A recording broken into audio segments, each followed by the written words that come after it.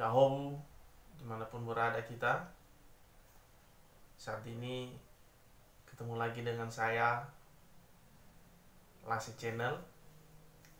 Dan di channel ini ada begitu banyak hal-hal yang ingin kita pelajari.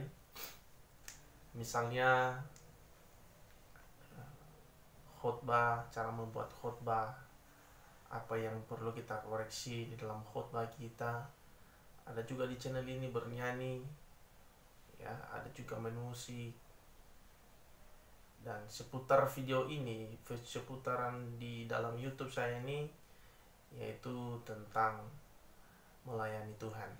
Intinya kami mempunyai moto di dalam channel ini, diberkati untuk memberkati. Bagi teman-teman yang masih belum subscribe, jangan lupa untuk subscribe dan komen, kemudian share kepada teman-teman kita yang lain, supaya mereka juga diberkati lewat video-video yang akan kami upload. Teman-teman, untuk saat ini saya bagikan sebuah tema yang mengoreksi sebuah khotbah. Ya, kesalahan dalam berkhotbah. Ada tujuh cara dan sering dilalai oleh pengkhotbah, sering dilakukan oleh pengkhotbah yang benar-benar belum siap dalam hal itu.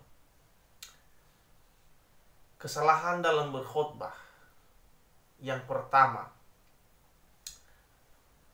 penampilan yang tidak rapi atau berantakan. Ada seseorang pendeta pernah berkata, hamba Tuhan berkata kepada saya, penampilan itu tidak penting. Tapi di satu sisi, penampilan itu sangat penting ketika kita berdiri di depan orang banyak. Ketika kita menyampaikan firman Tuhan kepada jemaat. Ketika kita ada di tengah-tengah mereka. Dan ketika kita yang berkhotbah di mimbar. Jadi yang kita sampaikan itu adalah firman Tuhan. Jadi kita terlebih dahulu harus rapi. Karena ketika kita rapi, rasanya nyaman, rasanya enjoy sekali begitu. Jadi para pengkhotbah, hamba-hamba Tuhan yang luar biasa, mari tatalah penampilan yang bagus. Yang kedua, kurang persiapan dalam berkhotbah. Ya, di video-video saya yang sudah lalu ada 2 part yang saya buat di situ tentang mempersiapkan khotbah. Dan di sini kesalahan di dalam berkhotbah. Saya ulangi, nomor 2 adalah kurang persiapan dalam berkhotbah. Seorang pengkhotbah, seorang pembicara yang hebat, dia harus mempersiapkan dirinya dengan baik, dengan bagus, dengan apa yang dia pelajari dan dia persiapkan dengan baik, sehingga dia menyampaikan materi khotbahnya pun dengan penuh persiapan yang matang. Yang ketiga ya, tidak menafsirkan teks dengan baik. Nah, itu kesalahan-kesalahan pengkhotbah. Ya, itu wajib. Para pengkhotbah itu harus menafsir teks dengan baik. Jangan sampai pengkhotbahnya yang menyesatkan jemaat. Jemaat tidak tahu apa-apa, kecuali kalau jemaat itu ada yang sudah sekolah teologi, bahkan udah banyak baca-baca buku teologi gitu. Nah, jadi pengkhotbah yang hebat, hamba Tuhan yang luar biasa, marilah tafsirkan teks yang baik. Marilah tafsirkan teks-teks apa yang kita khotbahkan dengan baik. Karena ketika kita menafsirkan, dan kita juga mengaplikasikannya dengan baik. Yang keempat, tidak menentukan tema yang jelas. Nah, di video saya juga yang lalu saya bilang pengkhotbah yang bagus itu, yang efektif dan bagus, dia harus memberikan tema khotbahnya. Jadi kita pun fokus. Contohnya saya pun menjadi pendengar atau saya menjadi jemaat nih. Jadi saya fokus mendengarkan tema dan kesimpulannya kemana. Begitu. Yang kelima, sering mengulang-ulang poin yang sama. Nah, itu kesalahan di dalam berkhotbah. Sering mengulang-ulang poin yang sudah disampaikan dia dari awal pun diulang-ulang terus gitu. Jadi jemaat pun jadi vakum, jadi bosan begitu. Ya. Kemudian nomor 6, isi khotbah yang tidak terarah. Begitu.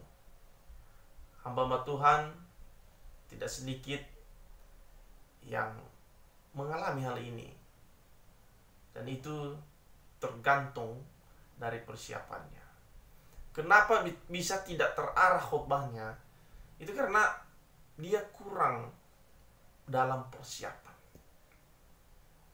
Jadi kaum pengkhotbah yang hebat, saya berdoa supaya ketika kita menonton video ini, kita mempersiapkan khotbah itu dengan baik, dengan matang.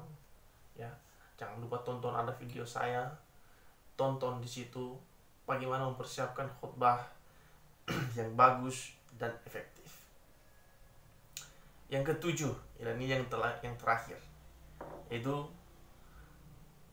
pengkhotbah banyak menyaksikan diri sendiri daripada firman Tuhan. Ya, itu kesalahan pengkhotbah. Bukan diri kita yang kita saksikan di mimbar, tapi firman Tuhan.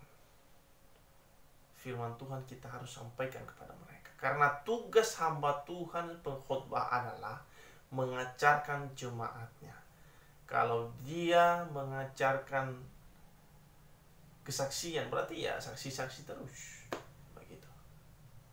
Kemudian dia juga karena terlalu banyak bersaksi, jadi waktu itu termakan habis.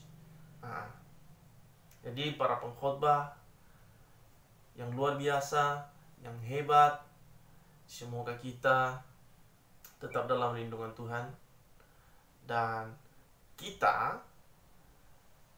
bisa mengoreksi setiap penampilan kita, supaya kita lebih baik lagi di dalam melakukan pelayanan.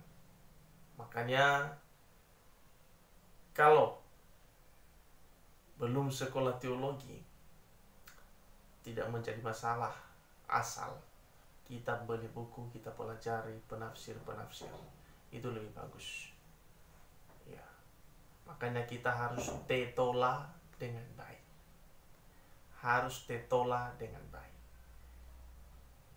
Saya kira demikian yang saya sampaikan kepada kita tentang kesalahan dalam berkhotbah. Dan jangan lupa untuk berdoa, jangan lupa untuk subscribe dan komen video kami. Terima kasih, Tuhan Yesus memberkati.